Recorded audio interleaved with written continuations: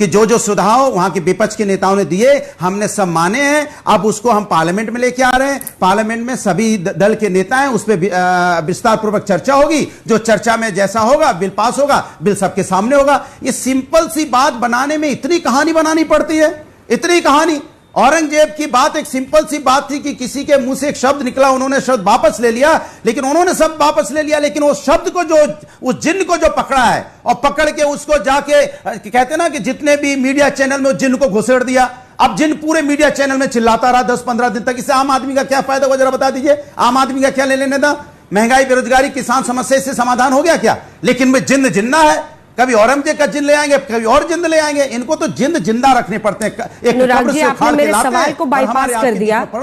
ये बड़ा कानून देश की संसद में आ रहा है, क्या आपने इस कानून की बारीकियां जो रिपोर्ट आई है उसको पढ़ने की कोशिश की है? जो मेरा सवाल था उसको आपने एकदम ही बाईपास कर दिया। नहीं, आपके सवाल का सीधा सा जवाब है। मैंने आपको बोला सीधा सीधा जवाब है। इस देश के अंदर में भारतीय जनता पार्टी ऐसा माहौल बनाने की कोशिश करती है कि वक्फ बोर्ड की जो वक्फ बोर्ड है उसने सारी जमीनें ले ली, पूरे देश की जमीनों पर कब्जा कर लिया। जिस पे हाथ रख देती है उनकी हो जाती है। कहां हो गई भैया, किधर हो गई? जिस पे हाथ रख दे उस पे हो गई। अगर उसको पूरा पढ़ेंगे तो पता है कि उसको अगर हमने वक्फ बोर्ड ने बोल दिया मेरी जमीन है, अगर मेरे पास पेपर है तो कैसे कह देगा मेरी जमीन है? मैं इसको लौटूंगी। तो और जो जेपीसी में तमाम लोग शामिल थे उनकी तस्वीरें भी दिखा रहे हैं। और जो आलोक जी ने कहा है कि नासिर हुसैन साहब का डिसेंट नोट ही आप लोगों ने गायब कर दिया है। एक सेकंड आ जाए आलोक जी, 2 मेहमान और छोटा छोटा कमेंट मुझे ले लेने दीजिए। मौलाना अंसार रजा साहब, अगर जो प्रश्न मैंने आपको राम मंदिर ट्रस्ट की तरफ से जो कमाई और जो टैक्स दिया जा रहा है और यहां पर जो कमाई इतनी कम है, उसी पर मतलब परिदृश्य में मैं आपसे सवाल ये पूछ रही हूं कि जो किया जा सकता है इस जमीन से वो नहीं हो रहा है। एक सच्चाई है कि रेलवे और डिफेंस के बाद सबसे ज्यादा जमीन वक्फ बोर्ड के पास है, लेकिन क्या फायदा? उसका इस्तेमाल ही नहीं हो रहा है, उससे कुछ कमाई ही नहीं हो रही है। ये खुद अगर ये खुद ही ये कहा गया है कि 10% उसकी आमदनी आराम से हो सकती है, तो इसमें क्या बुराई है? सच्चर कमेटी की रिपोर्ट में है। अंजना जी देखिए, अंजना जी मैं आपके सवाल का एकदम सटीक जवाब दूंगा, लेकिन एक झूठ जो पब्लिक के सामने आपके चैनल पर, आपका चैनल बहुत जिम्मेदार चैनल है, इसकी एक एक बात को नोट किया जाता है। जितना बड़ा झूठ आपके चैनल पर बोला गया है अजय आलोक की तरफ से कि वक्फ बोर्ड में ये कानून लिखा हुआ है कि ये गरीबों यतीमों के लिए जो शरिया लॉ कहेगी। मैं अजय आलोक जी से गुजारिश करूंगा कि ये पब्लिक मीटिंग नहीं है, ऐसे झूठ मत बोला कीजिए। आप दिखा दीजिए कहां लिखा है ये कि शरिया लॉ के हिसाब से उनका इंतजाम होगा। उसमें ये लिखा है कि गरीबों, यतीमों, बेवाओं, नादारों की इस्लामिक लॉ क्या होता है? तरक्की के लिए इसका पैसा। अरे सर सुन तो लो मेरे भाई। किसी व्यक्ति या किसी दल या अचल संपत्ति को मुस्लिम कानून द्वारा पवित्र धार्मिक या धर्मार्थ के रूप में मान्यता प्राप्त किसी भी उद्देश्य के लिए स्थायी रूप से समर्पित करना। कहां लिखा है? क्या पढ़ रहे हैं आप? संविधान होता है। क्या पढ़ रहे? समर्पित करना, संविधान होता है। समर्पित करना और उसका इस्तेमाल करना, समर्पित करना है सर। ऐसे झूठ मत कानून के द्वारा समर्पित करना। अब सुनो यार, झूठ नहीं बोल रहे हैं रजा साहब, आप जानते हैं। आप अपने आप को मुस्लिम कानून क्या होता है भाई? मुस्लिम कानून के द्वारा स्थापित मुस्लिम कानून क्या होता है? यहाँ हिंदुस्तान का संविधान है कहाँ? जो वक्फ आ गया। क्या है मुस्लिम कानून? मुस्लिम कानून के द्वारा हिंदुस्तान का संविधान नहीं चलता है। क्या पढ़ रहे हैं आप? आप किस किताब से पढ़ रहे हैं? कह रहा हूं कि वक्फ का मतलब किस किताब से पढ़ रहे हैं भाई साहब? वक्फ का मतलब यही है, आप ही के मुस्लिम। आप क्या कर रहे हैं यार? मुस्लिम धर्म आप तो ये बताइए।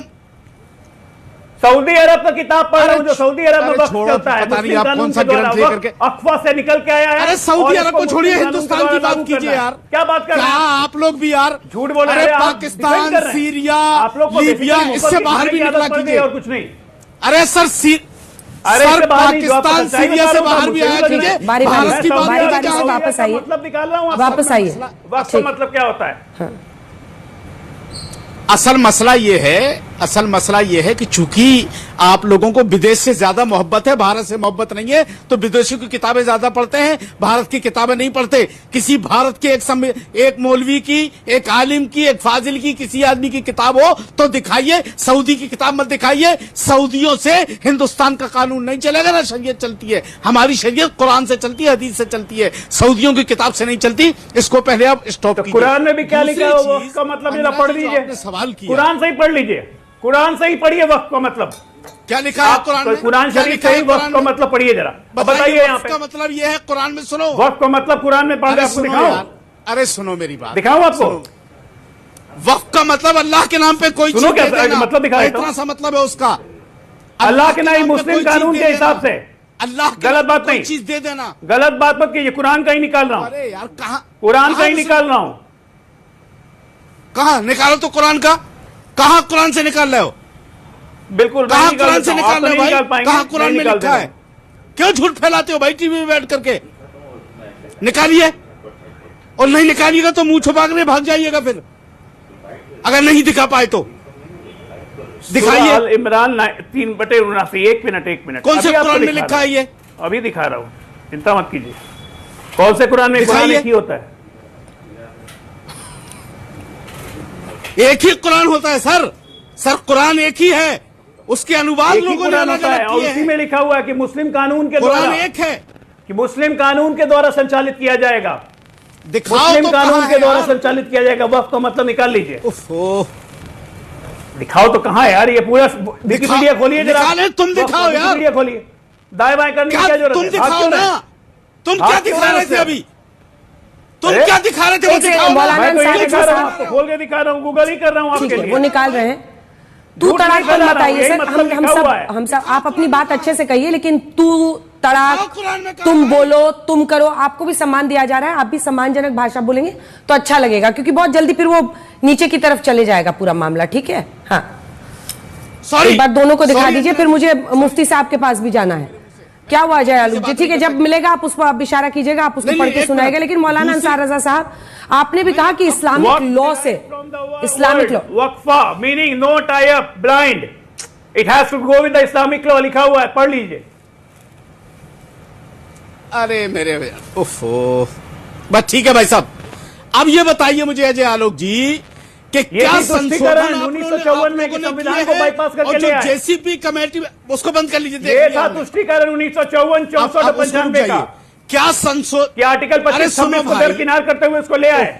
अरे सुन तो लो यार सर, आर्टिकल नहीं, आप कुरान बता रहे थे, आप आर्टिकल नहीं बता रहे थे सर, आप कुरान बता रहे थे। मैं तो वही कह रहा हूं, अब आप संविधान को आर्टिकल पे आ दरकिनार गए। करते हुए लाए अब आप आप आर्टिकल इसको। पे आ गए। तो क्यों मोहब्बत है इससे? मैं तो कह रहा हूं कि क्या लिखा हुआ है। अरे यार अभी वक्त आप का कह रहे हैं मतलब क्या कुरान में लिखा हुआ, वही है, मैं आप आपको कैसे दिखा रहा था। अच्छा, ठीक है, अब उनको और मैं बोलने ये बता दीजिए रहा एक हूं बार। कि अजय आलोक जी, हम लोग 1954 फंस में जाएंगे। मत झूठ वो बोला संविधान कीजिए, की अजय जी। अवहेलना की गई।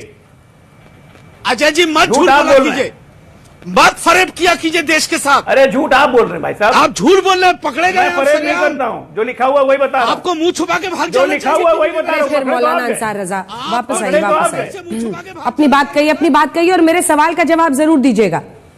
उस सवाल के जवाब से सब भाग रहे हैं वही नहीं अंजना तो जी कहेंगे क्या? बिल्कुल। अब आइए, आपने वक्त की अजय- जमीन को दबा के अच्छा बैठे चलिए, हुए होंगे। इनके पास भागने से कोई पहले नहीं। एक बात और अजय जी बता दीजिए। 100 करोड़ की जमीन दबाई भाई- है वक्त पे। अजय जी एक बात और, वक्फ बोर्ड की अरे कितने यार हजार बहुत करोड़ की बोलते जमीन हो दबा के भाई, बैठे मेरे हुए, भाई बताइए। सुन तो लोग दूसरों की।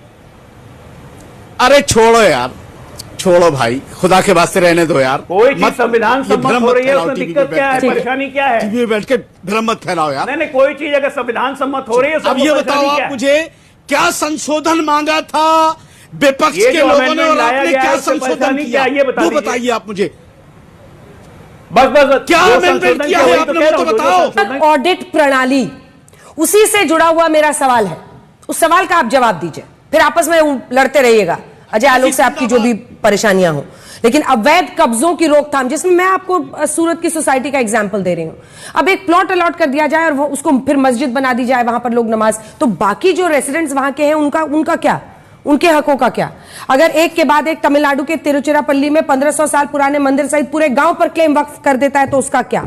सूरत नगर निगम की बिल्डिंग को क्लेम कर देता है, उसका क्या? तमिलनाडु का 1500 साल पुराना मंदिर क्लेम कर देता है क्या? संसद दिल्ली एयरपोर्ट पर क्लेम कर देता है तो क्या? वैसी साहब संभल पुलिस चौकी पर क्लेम कर देते हैं, उसका क्या? दो पॉइंटेड प्रश्न है मेरे। बेटर ऑडिट और अवैध कब्जे से रोकना है? प्लीज गिव, इसी पर जवाब दीजिए।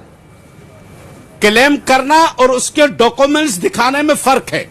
क्लेम करना कोई भी कुछ भी कह सकता है। हम भी अगर अपने यहां बैठ करके कह रहे हैं, हम ये कह रहे हैं ये चीज हमारी है, ये हमारी नहीं हो जाएगी जब तक हमारे पास उसकी कोई डॉक्यूमेंट्री प्रूफ ना हो।